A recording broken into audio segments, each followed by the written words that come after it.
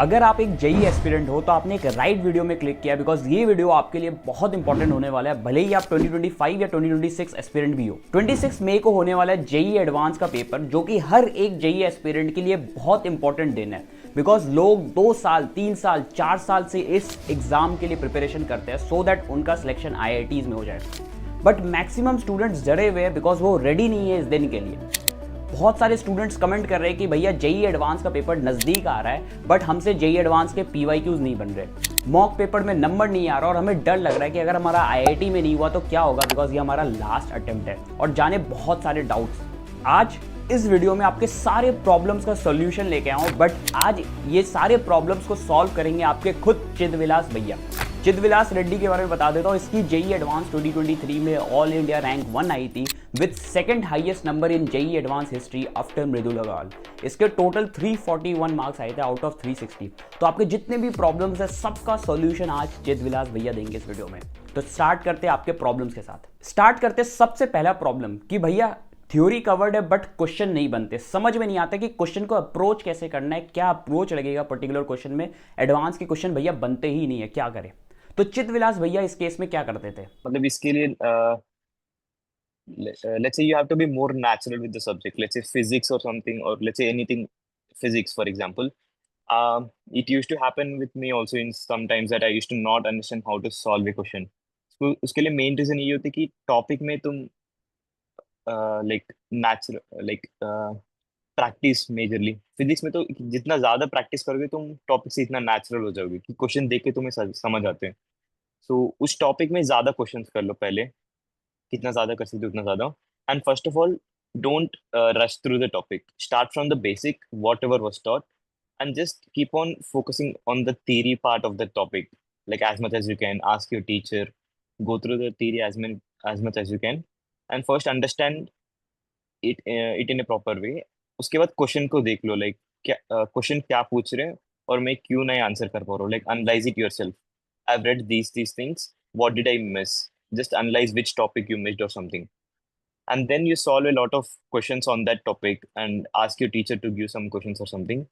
So after do it a lot, you do it a lot of times. Then next time you see such a question, you'll understand that okay, this thing I've done in the past.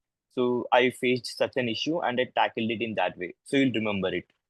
So whenever you tackle a tough question, just go through the theory once, and then you do a lot of questions related to the topic. After that, you'll get natural with such questions. Second सबसे important doubt, अब ये जो last के days बचे हुए भैया, इसमें हमें एग्जैक्टली क्या करना चाहिए? हमें क्या पीवाईक्यूज में सबसे ज्यादा फोकस करना चाहिए, या फिर हम जो बुक्स के क्वेश्चन सॉल्व कर रहे थे उसको प्रायोरिटी देना चाहिए? तो एग्जैक्टली हमें क्या करना चाहिए चिदविलास भैया से जानते हैं। So PYQs are helpful in analyzing yourself. Like if you solve some module or something, you don't know for sure whether such type of questions are going to come or which thing are going to come. So you cannot analyze yourself properly. With PYQs, you can properly analyze yourself because that was a paper set by the real organization. Okay. So you won't get any good papers as the ones that are set by IITs. So for JEE Advanced, PYQs are very important, and for mains also they're very important for practice. Even if you're unable to cover many things, it's fine. At least till 2020, 2021, 2022, 2023, these 4 years, cover as much as you can. Like I covered 25 papers or around that. JEE advance के केस में एक particular paper attempting strategy बहुत important होता है, तो जानेंगे चिदविलास भैया ने क्या exactly paper attempting strategy follow किया था अपने पेपर के टाइम पे। Yeah. Initially, I had no strategy, but I made it up in the last 6 months. It was PCM, and I stick to it in the last 6 months, including my final day. So first physics, then chemistry, then maths. And this is also one important thing that on the exam day, you shouldn't be confused of which thing to choose, or you shouldn't be like, after I see the paper, I'll decide my strategy, like which CPM or PCM. You should be predetermined. Like I'll first do physics, then chemistry, then maths, irrespective of how the paper is. Only then you'll have the confidence and you'll go in a flow. अब सबसे final pro tip क्या रहेगा JEE advance के लिए, जानते चिदविलास भैया से। I mean, I'm telling about the last 15 days. Just every day you'll give one paper from 2 to 5 and one paper from 9 to 12, something like that. So that you get accustomed to that timing, and you give a lot of tests in the last month, not for the sake of practice, but for the sake of staying active, like in the time of 9 to 5, so that on the final day you'll be active in that time, something like that. Most important thing for J preparation is your perseverance and your belief, like that you'll do it.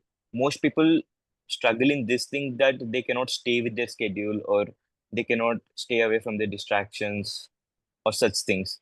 So if you're really interested in, like, you want to crack GE like with dedication and perseverance, then if you just try to maintain your schedule, I mean, it won't be perfect, obviously. There will be distractions, there will be all those things, but just try to minimize them and try to stick to your schedule and preparation, and it'll just go fine. And don't take a lot of stress. And so that's it. Just stick to your preparation, and the result will come on its own. Guys मेरे और चिदविलास भैया की इन strategy से आपके JEE advance का preparation तो हो रहा है, साथ ही साथ एनएसएटी का प्रिपरेशन भी हो रहा है। मेरा कहने का मतलब है कि आपका मेन फोकस है सीएस एआई इन फील्ड में घुसना, बिकॉज इस फील्ड में सबसे ज़्यादा अभी जॉब का डिमांड है। बट आईआईटीज़ में ऐसा पॉसिबिलिटी हो सकता है कि आपको दोनों एग्जैक्ट कॉम्बो ना मिले, और सिर्फ अगर आप टैक्स के पीछे भागोगे तो ये मुश्किल हो सकता है कि प्लेसमेंट और मार्क्स के साथ एग्जैक्टली कोप अप करना। एनएसएटी से मिलने वाले न्यूटन स्कूल ऑफ टेक्नोलॉजी में आपको आईआईटी लेवल की प्रिपरेशन कराई जाएगी with a global BTech degree in CS in AI. ऐसा मैं इसलिए कह रहा हूँ क्योंकि यहाँ का जो करिकुलम है वो खुद मैंग के प्रोफेशनल्स ने डिज़ाइन किया है। यहाँ के फर्स्ट ईयर के स्टूडेंट्स ही कोडिंग के कोर कॉन्सेप्ट्स और एआई के कोर कॉन्सेप्ट सीखते हैं, और यहाँ पे आपको फ्लिपकार्ट, गूगल के टॉप टेक लीडर्स खुद पर्सनल मेंटरशिप भी देते हैं। और अगर हम रिजल्ट की बात करें तो यहाँ के फर्स्ट ईयर के स्टूडेंट जीसॉक 1.25 लाख की इंटर्नशिप क्रैक कर रहे हैं। उसके साथ साथ यहाँ की एक स्टूडेंट इंडिया को रिप्रेजेंट कर रहा है यूरोप पे विकीमीडिया हैकाथॉन में।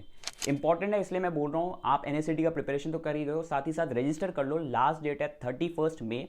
यहाँ पे आपको 100% तक स्कॉलरशिप मिल सकता है, लिंक डिस्क्रिप्शन में होगा, जाओ जल्दी जाकर रजिस्टर करो। फाइनली गाइस, एक प्रो टिप मेरे साइड से, आपने ऑलरेडी जेई मेंस क्रैक किया, दैट मीन्स आप 10 लाख स्टूडेंट जो कम्पीट कर रहे थे उनमें से आगे हो, तो आपने ये एग्जाम क्रैक किया, आगे आपके सामने जेई एडवांस है। बस अपने में एक बिलीफ रखना, एक कॉन्फिडेंस रखना, डेफिनेटली ये एग्जाम भी आप क्रैक कर दोगे और your dream college is waiting for you. So please लग जाओ दम पे, ठीक है। All the best. कुछ भी प्रॉब्लम्स होने से कमेंट सेक्शन में पूछ लेना, I reply each and every doubt. So all the best.